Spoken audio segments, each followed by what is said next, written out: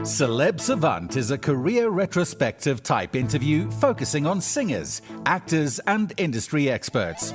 Join Barrett Edelstein now as he dives into the entertainment world.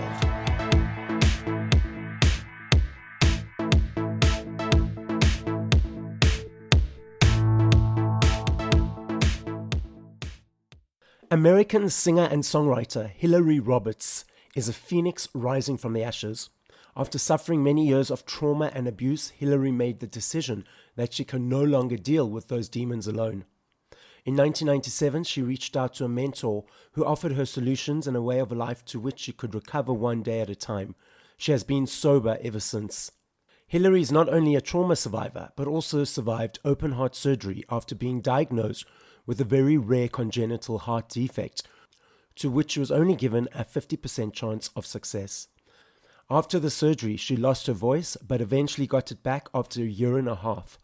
All of these situations launched her into focusing on a life of giving back and spreading the message of hope wherever she goes. Hilary now dedicates her life and talents to making a positive impact on society through her music. In 2018, she released her debut single, There For You, under her self-owned label Red Songbird, which charted at number 10 on the Billboard Dance Club chart. She followed that chart success with her second one with an upbeat rendition of Soul II Soul's Back to Life, which spent 13 weeks on the top 50 chart before claiming number 1 in 2019. Next single releases include Fight to the Other Side, Good Man, and a collaboration with gospel singer Brenda Ellis, Better Than This. Hilary also launched her non-profit Red Songbird Foundation. The foundation aims to help survivors of trauma caused by sexual, physical, and verbal abuse. Up next on Celeb Savant, we've got Hilary Roberts. Where in the world are you and how are you doing? I am in Dallas, Texas, and I am doing fabulously. I've actually never spoken to someone who has been based in Texas, so it's nice to get a hello over the channel waves from your side of the world, so to speak. Welcome. I'll just say a quick yeehaw. How about that?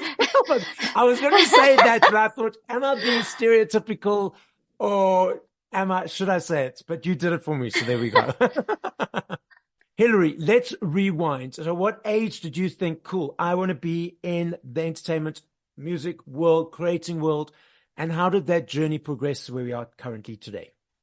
Oh my goodness. So I was taken to the show Annie, the play, the musical Annie, at 10 years old, and I wanted to be Annie, and so I started singing and I discovered I had a voice.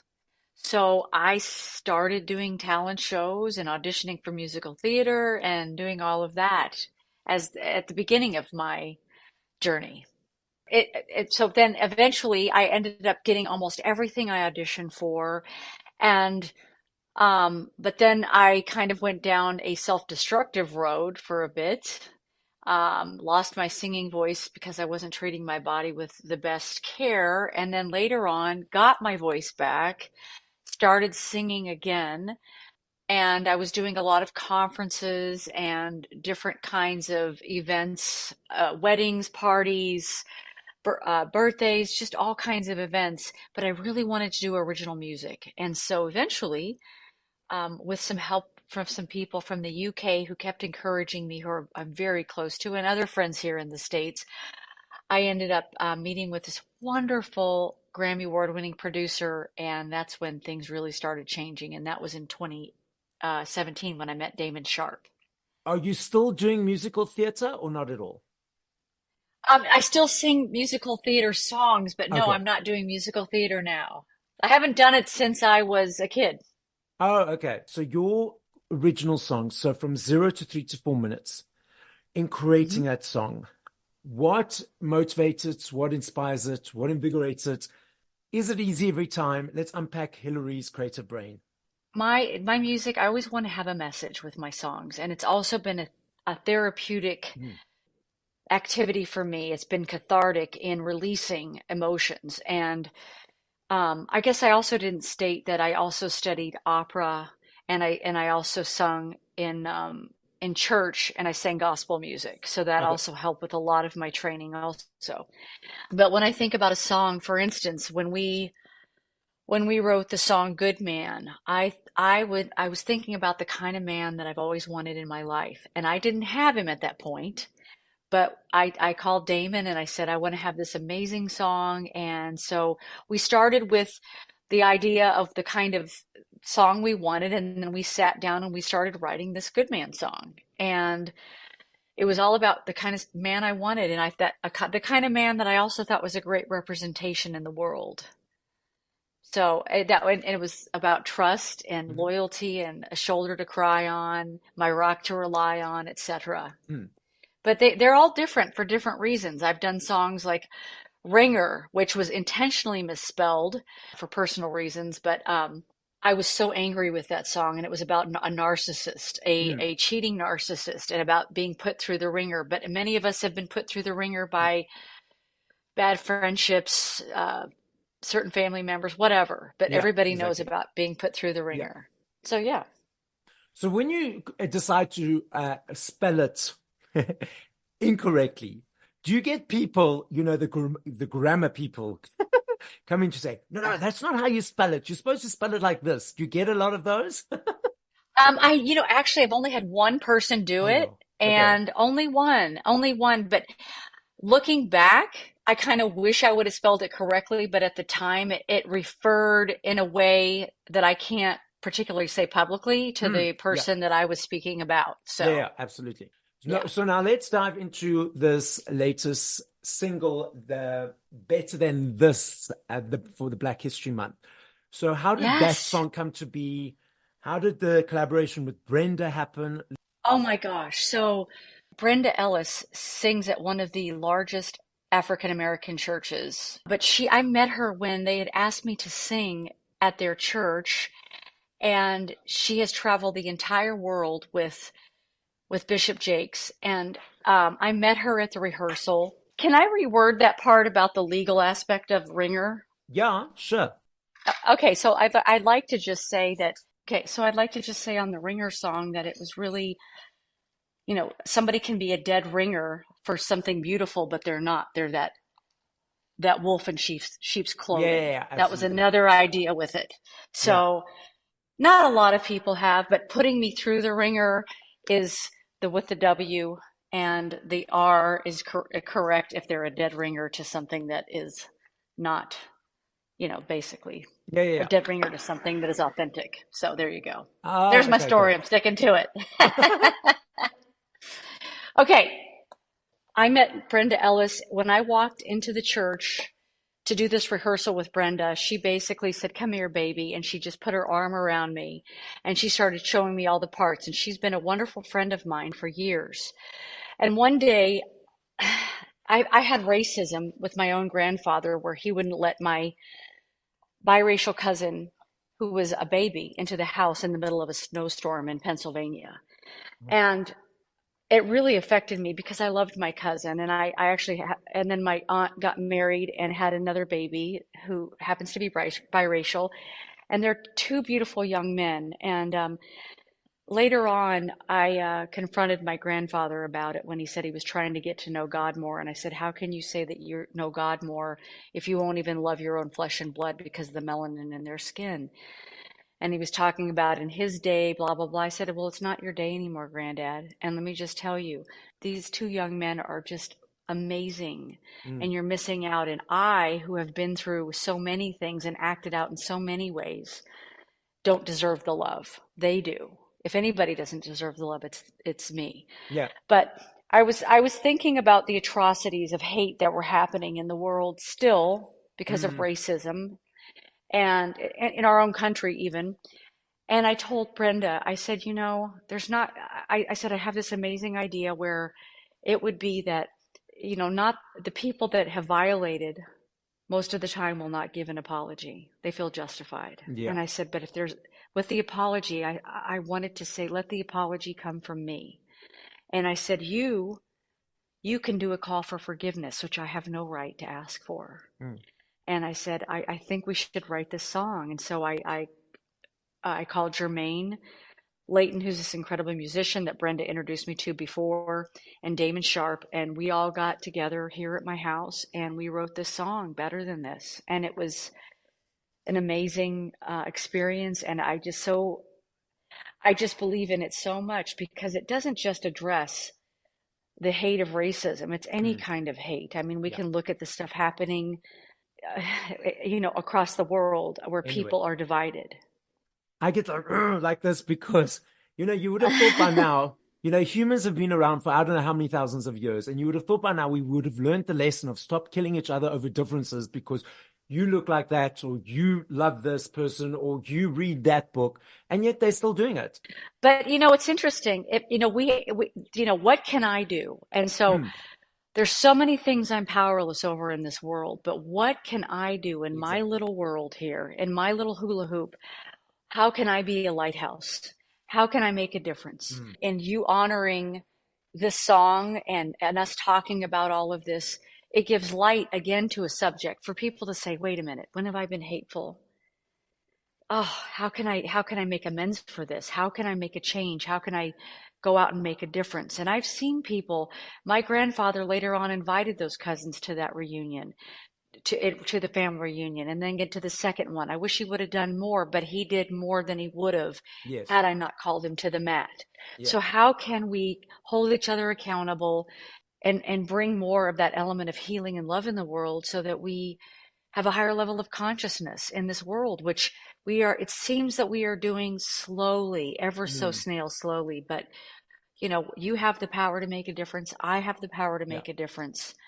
It still hurts both our hearts, obviously, for the atrocities that happen. So you release a song. What's next? What's coming up? Oh my goodness. We have this song coming out Mm, that we wrote with Justin Tranter, who was just nominated for Songwriter of the Year for Grammys, yes. and it's called Never Too Late, and it is about making the rest of our life the best of our life. Okay. And yeah, and it's a fun, upbeat song, and I think everybody's going to really enjoy it because that's what my life has been for so long because of the paths that I went down and the destructive ways that I lived for a while. And I really was feeling unworthy of doing anything good in my life. And I felt like my life was over when I started stepping into action and doing the next right thing, no matter what I believed or didn't believe. And the people that encouraged me to do my music and make a difference, that I wanted to do more and do more so that it's to let people, especially after the pandemic, Yeah. it's not too late. You can Exactly. go and do something new because a lot of people are affected by that. Yeah. So it's never too late. You look at these people there's a woman that's a bodybuilder online and she started training in her 70s. There's another Yeah. gal in her 80s that it's just all these people doing amazing things and Exactly. no matter how we feel, to bring the body and the mind will follow. I'll touch on that in a moment. So when is this? Do you have a date or release for this next song, or is it still hush Not hush? yet, but we're hoping it to be a summer release. Oh, okay, lovely. No, no, I can't wait to hear that. But yeah, just to divert back to what you're saying, absolutely. So many people attach their bodies to an age which does not exist. And it's a societal thing that they attach as well. So means this age means they can't do this anymore, or they can't do that, or they shouldn't be doing this because they're that age. And it's all a whole load of nonsense. You can do anything you want at any age. You can try anything new. You can experience anything new, embrace new things. Doesn't mean that this age means you can't do certain things. And I think a lot of people attach themselves to that and it becomes a crutch for them, which is their journey and their path, understandably. It does frustrate me a little bit because I hear people saying, oh, you shouldn't be doing this because you're that age, or I can't do that. I'm like, my sentence to them is always, you're as old as you want to be. You asked about my birthday. So for years, I lied to people that I met in the business. At 25, I was told I was too old. I was told that, so I believed it. And Yes. I would pretend that I was 10 years younger than I was. I wasn't honest about it. Mm, But then after I went through a huge health thing. I had open heart surgery. I said, I'm not doing this anymore. When I survived that, I said, I'm done lying. I'm done yeah. being ashamed. And tomorrow I'm going to be 55 and I'm still Wow. doing music. So for the listeners, I thought you're like, 35 or 30. So your energy is not attached to that number. So that it doesn't matter that And number. and I love it. We're releasing, I was racing McLarens, and we're releasing a video that says I Can't Drive 55 by Sammy Hagar, because I refuse. I refuse. As long as I can do things in this world, I'm going to enjoy myself. If Exactly. my body slows down, then I'm going to use my cane, honey, and I'm going to be dancing on the dance floor with my cane. All right? I love that. But yeah, it's interesting. So I was reading, and it's still very much so. I read an article a couple of weeks ago, or last year, in fact, where a certain radio station in a certain country, not your country, if a female, and they mention female specifically, I don't know why only it's related to female. If a female artist is over the age of 30, they won't play their music because they consider them to be has-beens. I'm like, what? What nonsense is that? I mean, it's Yeah. ridiculous. But let's focus on positive and interesting things. So you mentioned that you trained in opera. How is opera different to singing other genres? Well, opera, it's kind of like a dancer that takes ballet. If they take ballet, they can do everything else, every other kind of dancing, they do it better because of the technique, and they learn to control their bodies. Opera helped me to learn to control my voice because I lost my voice when I was singing incorrectly, also a different time. And it taught me how to hold my voice. It taught me how to hit super high notes. It trained me that I can sing any style. Like when you hear, do you remember like the heavy metal back in the day, like Sebastian Bach and all that? Like that, they were trained operatically. And so like if you listen to Mariah Carey, Mariah Carey's mother was an opera singer, and she also trained in the gospel church. She takes all those high notes, which are what a coloratura opera singer sings normally. That's what they're trained to do with that whistle voice. And so that is part of what came from opera. And of course, the riffs are more with the gospel and stuff, although opera has their own kind of quote unquote riffs. But it just enables you to do so much more vocally and control it and not have your voice wear out on you. You mentioned that you were singing incorrectly. So was it incorrectly in that you were, because of the way you're singing, it was allowing to wear out? Yes, I was singing. A lot of times people, if they don't know how to breathe from their diaphragm Yes. and have the placement of the voice, it constricts the voice, the throat, and then those little vocal cords that are these tiny little muscles going against each other. It can cause polyps, which are kind of like blisters on the vocal cords, Yes. and then they can turn into nodes, which are like calluses, and then it can completely ruin your voice. Or they do surgery, and then it can ruin your voice with that. So you've heard of singers, like things happening with them, whether Yes. they've, been mistreating their bodies or singing incorrectly. What do you enjoy about performing live? I love the connection with people. I love giving authentically and honestly, and having that moment of sharing the music. Music is a universal language, and it's whether it gets people up on their feet and they're clapping and they're dancing, or you evoke emotion Yes. with them. It is almost like a spiritual experience because you're having this human connection with people and they are in it with you. It's just this amazing connection, and I absolutely love it. I just love it. So I've got a point of discussion around this. I'm that guy that's Come right on. that's right Come up on, I'm ready for it. that's right up in front, jamming. I'll take my cell phone out for maybe one or two shots, one or two videos, and I put my cell phone away. I do notice that Yeah. a lot of people around me take their phones out and have it for a lot of period of time, maybe 60, 70% of the time. Do you not feel that maybe that the cell phone or that digital thing, in inverted commas, takes away from the energy and connection and emotion you're referring to, or it's just where society is at the moment? Okay, and are you taking out your phone and shooting footage, or are you talking about Yes. taking out your phone? Okay. So shooting I footage, don't, and also like, because now they've shot the footage, they want to post it and tweet it and Instagram it quickly instead of being there for the experience. so my team is always like, you need to be doing more Okay. because I love having the connection with people. I mean, Yeah. I'm sober a long time, so I help a lot of sober people. I have a foundation and I help a lot of people with trauma. So, and then of course I'm married and I have that and I have my fur babies, my puppies. So I love experiencing life. Yes. So I have to make myself put the things up a lot. You know, for me, when I first started posting, I felt like I was being very narcissistic and they're like, no, no, this is what you do. So I had to learn to do it. So for me, I want to enjoy those moments. And, I think when I was really into it, before I started dating my husband, I noticed that I had really gotten more into being on my phone a lot. It was more of me just being on my phone. And Yes. so now I take time and I put my phone away.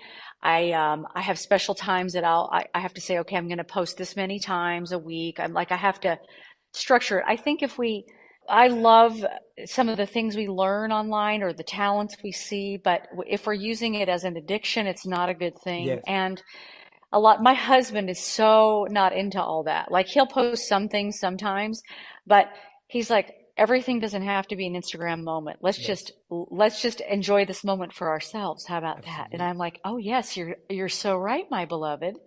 And so, yes, I think, the escape, it's easy to get caught up in it. And it's important that we balance. Mm. It's here, but how can I balance? How can I enjoy the reality of life? I don't have to do show and tell every day. That's what Yeah. reminds me of when you're in class as a kid and it's show and tell day. I don't have to have show and tell every single moment. Yes, That I exactly. can just experience my friendships, my love, Yeah. my life, and not everything needs to be recorded. So, And then from the perspective of when you're performing live and you see a lot of mhm. people in the audience filming you and doing that kind of stuff, do you take it as them doing more work for you in the sense that they're posting stuff about you? Does it bother you that? No, I'm honored. And my school of thought, Barrett, is, everybody, I'm honored if they want to film me. I'm honored. And I want, if it makes them happy to do that, I'm honored they want to post it and share it. And I hope that they're having just as a good of time holding the camera as Mm. without. So I just, I'm definitely less of a criticizer because everybody has their journey. Yeah. But if they're loving it and they want to post it and they're excited and proud about it, I'm like, thank you. Like I'm honored. Okay. Got that. So I love me a CD. I still budget for my CDs every month. For me, for me, it's an energy exchange to you guys for all the hard work you do. I love the journey of unwrapping it, having the pictures, the booklets, the thank yous. I'm not sure if you're aware that CDs, vinyls, and cassettes are making a massive comeback, even cassettes. Vinyls in the UK alone last year had 5.9 million sales, the biggest since 1990. CDs on upward trajectory again, and cassettes.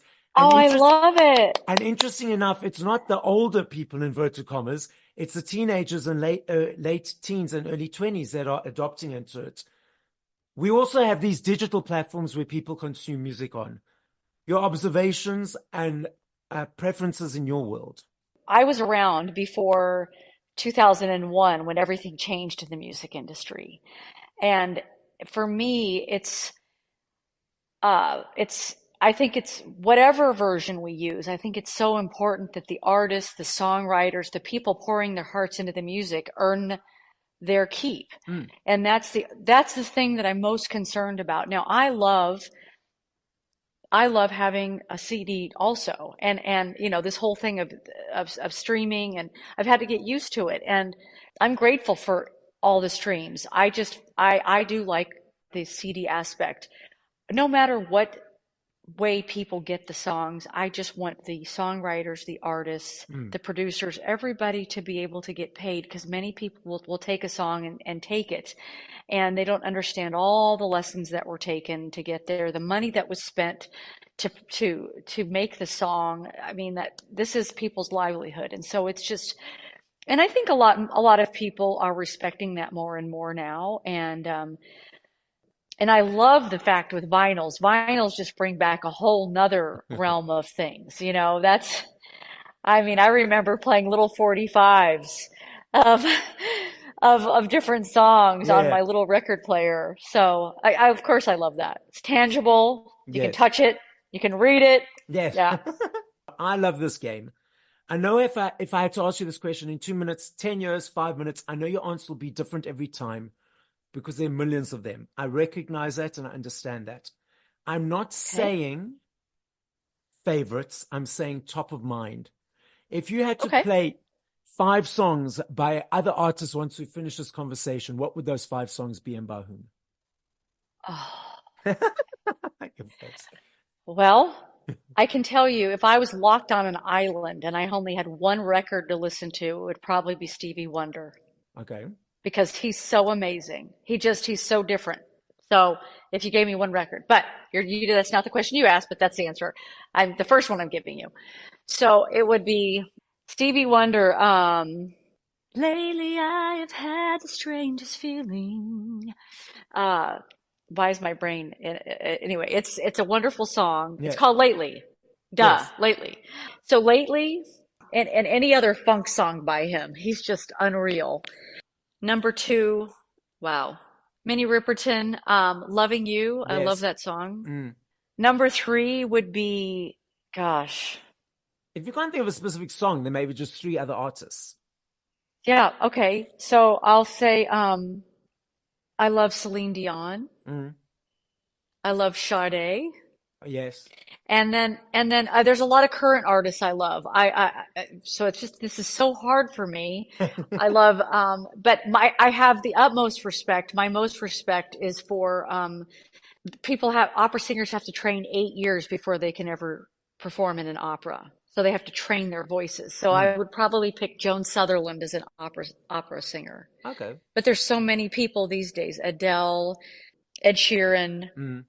Hilary. Yeah, I'm all myself. No, I know. I'm saying Hillary because I can't remember. No. Bruno Mars. I Yes. mean, come on. And then, of course, I used to love Prince and Michael Jackson. I mean, I could just go down. And then there's rock and roll artists that don't even get me started. Yeah. Like Led Zeppelin, the Beatles, Ella Yeah. Fitzgerald. I mean, That's I'm just, always- I take me, Yeah, there's down so a rabbit many. hole. It's what I do. Yes. I love my rabbit holes. I just asked my husband. So, Hilary, the podcast is listened to throughout the world. As a final message, what would you like to say? Wherever you are in the world, whatever struggles you're dealing with, just know this too shall pass. And use those songs, use that music to get you through it. And try to look for the things that you can be grateful for today.